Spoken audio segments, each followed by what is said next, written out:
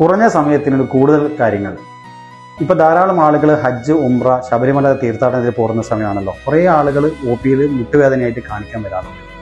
അത്തരത്തിലുള്ള ആളുകൾക്ക് വേണ്ടിയിട്ട് ചെറിയ ടിപ്സാണ് ഞാൻ നിങ്ങളോട് പറഞ്ഞിരുന്നത്.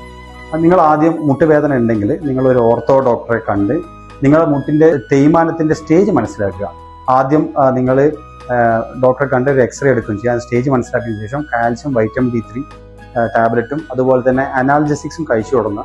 പിന്നെ അതുപോലെ തന്നെ ഗ്ലൂക്കോസമിൻ, type 1, type 2 കൊളാജനൊക്കെ ഉള്ള കണ്ടന്റുള്ള ഗുളിക ടാബ്ലറ്റ് കഴിക്കുക. പിന്നെ നിങ്ങളുടെ മുട്ടിൻ്റെ സ്ട്രെങ്തനിങ് ആയിട്ടുള്ള എക്സസൈസ്, ക്വാഡ്രിസെപ്സ് എന്നുള്ള മസിൽ, മുട്ട് നടക്കാനുള്ള മസിൽസ് സ്ട്രെങ്തൻ ചെയ്യാനുള്ള എക്സസൈസും ധാരാളം ഡോക്ടർ പഠിപ്പിച്ചു തരും.